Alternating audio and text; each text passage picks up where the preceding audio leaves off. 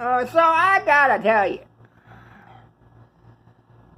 many of you know that Mammy died a few weeks ago, 3 or 4 weeks ago there, and so me and my brother Michael, we had formulated a plan to go down to Pappy and Mammy's place in Florida to get it cleaned out because they want to sell it.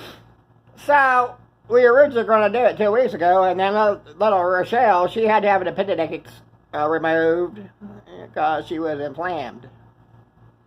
So I pushed it back a week.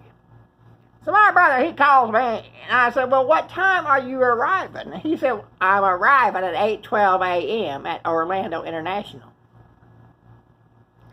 And I'm like, by God, 8:12 a.m.? So, I'll tell you.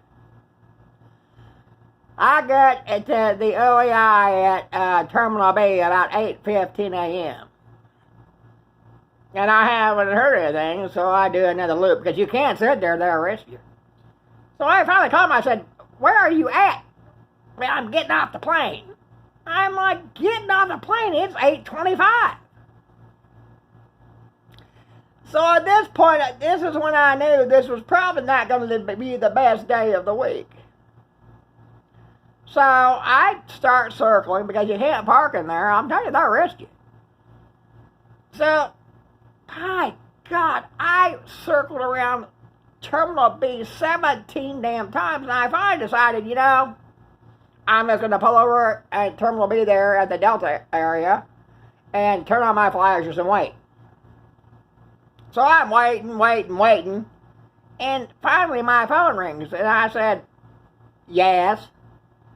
And he says to me, I'm lost.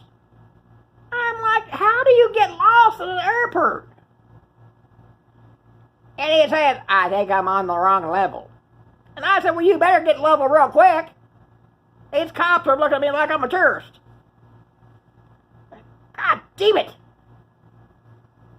So, I finally collect the brother there, and it's 40 minutes from the Orlando airport to the Lake Wales. I'll say it because they can't sue me. And I'm like, okay, where's this U-Haul place at? And he's like, well, I'm not sure. They didn't give me an address. I'm like, what the fuck you mean they didn't give you an address? So I punch in the old GPS thing. I said, okay, Google. Y'all ever done that? And I said, closest U-Haul in Lake Wales. Well, that was the bright point of the day, because the first one we went to was the one we were supposed to be at there. But I gotta tell you, so we're driving from the U-Haul place about 4 miles down there to Pappy and Mammy's. And we get there, and we get inside, and, my brother doesn't deal well with heat. He just doesn't. And we get inside, and it's 84 degrees in the house there. And he's like throwing a fit. He's like, oh, by God, I can't work until this gets down to 71. God damn it. So we get the air on, and we get the water running, because you have to pee and do all that stuff. An hour goes by, and he goes, is it down to 71 yet? I'm like, no, it's 81. And he's like, I can't work yet. My God.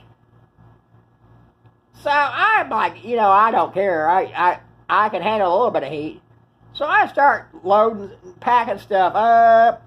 Oh, my God, you can't imagine how much stuff these people have.